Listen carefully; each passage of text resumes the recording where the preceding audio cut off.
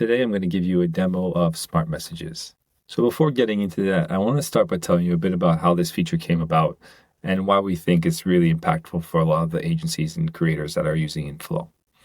Smart messages was actually the result of us trying to solve a problem. And that problem was basically that we were building out a bunch of different automations, but a lot of these automations conflicted with each other. And we realized that in order to kind of build a system that makes it smart, we needed to have a rule engine that would know when to send certain automations and when not to. And the main idea here is that we don't want to damage active conversations, but we also want to be able to have pre-programmed message for when there isn't any active conversations. And so this is the nature of smart messages and how it all began. So to give you a quick walkthrough, I'm going to start by opening up my Message Pro here. This is the demo account. And when I go click on the plus sign here, it now opens up the smart message interface. And so there's different options that you have here. So you can still send the organic OF mass message that will appear in the general inbox, but then you also have this option here to click a priority mass message. On the bottom here, you have different templates that we created for automated messages. So automated messages are really trigger based. And so the idea here is that you can run them in the background. And to give you an example, I'll use Nudge, which is a very popular one. That will kind of explain how this feature works, basically. So a nudge is sent anytime a fan comes online. And so when I proceed to the actual message interface, there's a lot I can do here. So for starters, I can start by finding any list that I have on OF.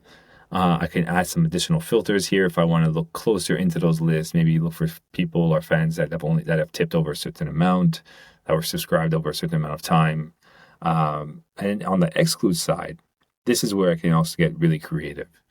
So one of the main things that we realize is that, the whole process of active chats versus and sending out masses is that you don't want to conflict. A mass message during an active chat is very damaging, and this is why we added this feature here. And so this option actually looks at all the last messages that were sent for automated messages, priority messages, and direct messages over this amount of time.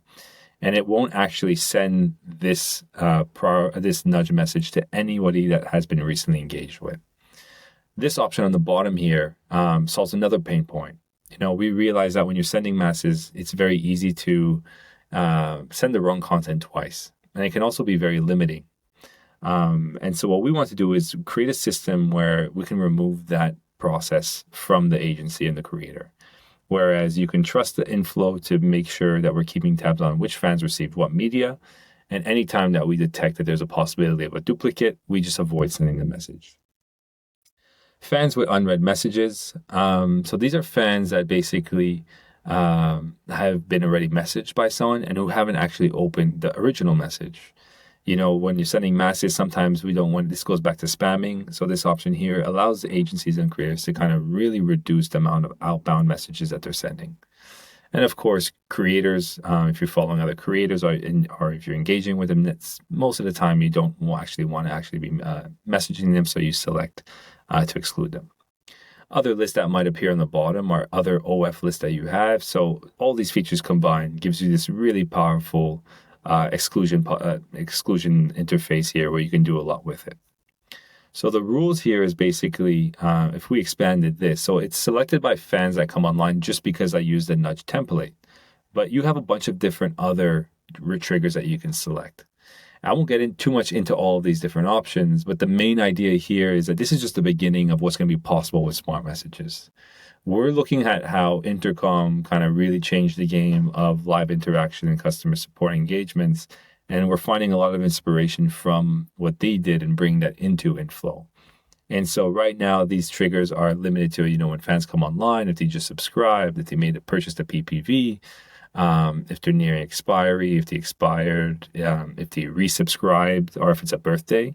In the future, you'll see things like, if the fan hasn't purchased a PPV, or I won't say too much of what the triggers that are coming in the future, but to keep a bit of anonymity here. But there's definitely a lot of cool things that are in the works. You can choose to basically send this message immediately after a small delay, and you can kind of select the time interval here that you want this message to be sent at. When you go into frequency and scheduling, this is kind of also where it gets very cool. So, you might want to only send this message one time when the fan matches this trigger, right? And so in this case, this fan, the moment the first time they come online, they'll receive the message you're going to program. But then there's this option here, which is to send a message every time the fan matches the trigger. And your first thought here might be, yeah, but won't the fan start getting a lot of duplicate content? And this is where I'll talk a bit more about collections in the future in this next step. But for now, I'm going to leave it as is, saying that we have a solution to make sure that doesn't really happen. You can choose whether it's going to be effective immediately or scheduled in the future. And you can choose whether to have an expiry, right? So in the case that you are using this option here, for example, send every time a fan matches a trigger, maybe you want to have a certain time frame. For example, and these time frames can be the shifts of your employees, right? So that you ensure that these messages are only sent, if it's the morning hours or the afternoon hours or the night hours. When we go into the actual message, this is where I'm going to talk a bit about collections here. And so collections are a way for you to create a different sequence or a different series of messages that will be sent when that trigger is met. And so this is why you can have that option to basically send this smart message every time a fan meets that trigger. But by having multiple different collections, you can always make sure that fan, they're going to get a different collection every time. And so it allows you to be a lot more efficient. And the fact that they're always going to be unique, it just saves you from always have to be reprogramming the message. The layout here, you'll notice, it's very standard. You have your emoji keyboard. You can insert some liquid text here. You can select different media as well. So for example, if you open up the vault here, you have access to the vault. You have your different tags you can search for. So it's really, there's a lot of possibility here. We added the scripts as well. And then you'll see there's this option on the bottom here. And this is where we get into this idea of sequences. So you might want to, for example, if you're sending a nudge, send the first message and you'll want to add a second one that will send, maybe 1 minute after and 5 seconds later. And so these are kind of time bound. And this is really cool because now it allows you to kind of build a bit of a journey depending on the trigger that you're using. And then on the top right here, you have different settings. So for now, you see auto on send. So we have enabled this. What that basically does is if you select this, you can actually retract the message, all the messages in the sequence once the sequence is completed after X amount of time. So this kind of allows you to cover your tracks to avoid spamming the fan. And it's really powerful in terms of what you can do with it.